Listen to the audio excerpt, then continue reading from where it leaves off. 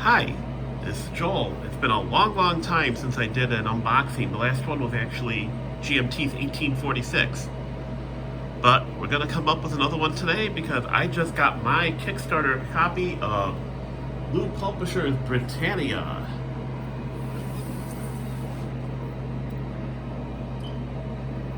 And let's start breaking it open and seeing what's in here.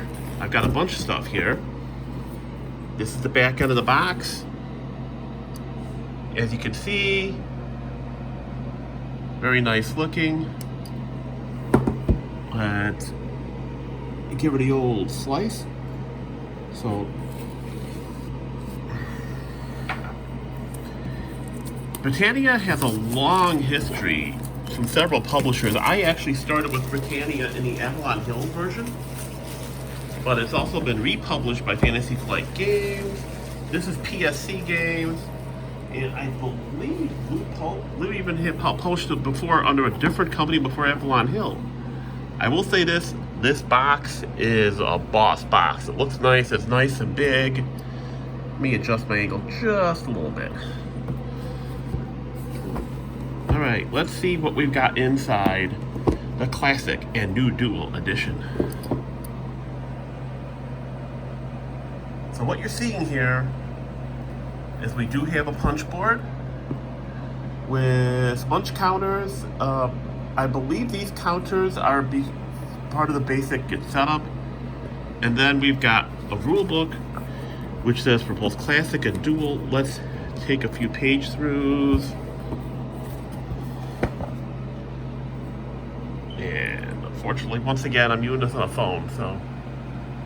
But if you notice, it's got a nice lot of rules in here. Background, which is nice. And very good. Very good. He did differences between Duel and Classic. And the reason why we want that is because that way us Classic players are going to be able to come in and we can just look at that differences and we can get going. So, the next thing I'm going to take a look at is all this stuff. Scoring. Now, scoring in the edition I was used to was a bunch of little cards. They were like little cards, but yay big, and there was one for each country. What he's done now is he's got it in a fold-out. I actually like this idea better. In fact, this reminds me a little bit of GMT's Coin Games, where they have the fold-out that contains a lot of stuff you need to play. And we're getting 1, 2, 3, there should be 4, and 4 there are, because Britannia is a 4-player game.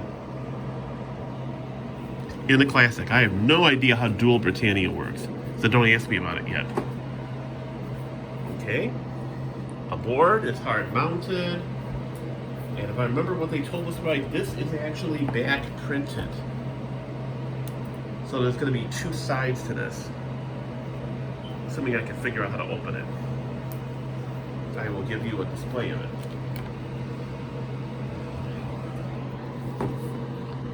Okay, so here you go.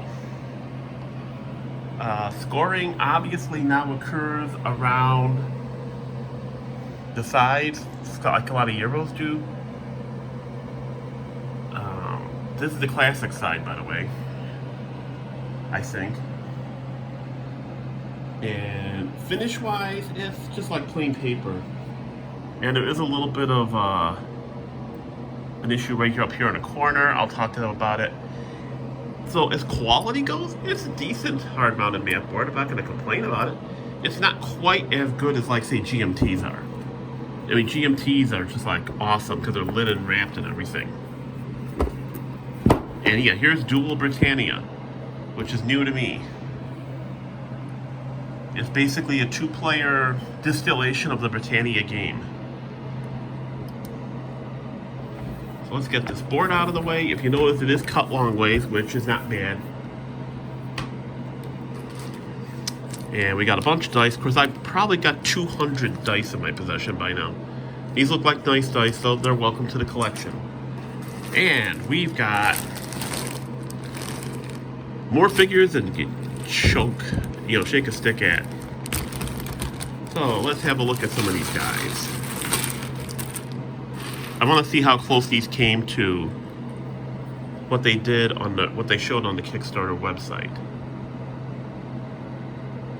So, you know, actually, he's not bad. Not bad. Here's a cavalryman. Let me find somebody different. Okay, here's a...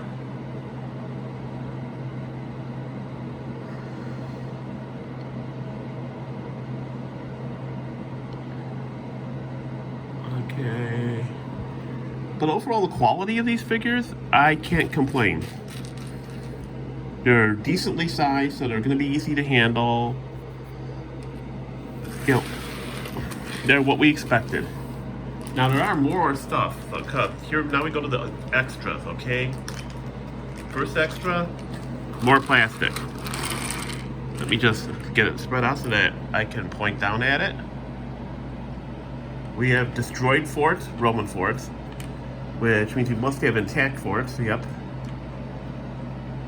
We've got beautiful little boat counters for the raiders, and we have named leader miniatures. That's Arthur.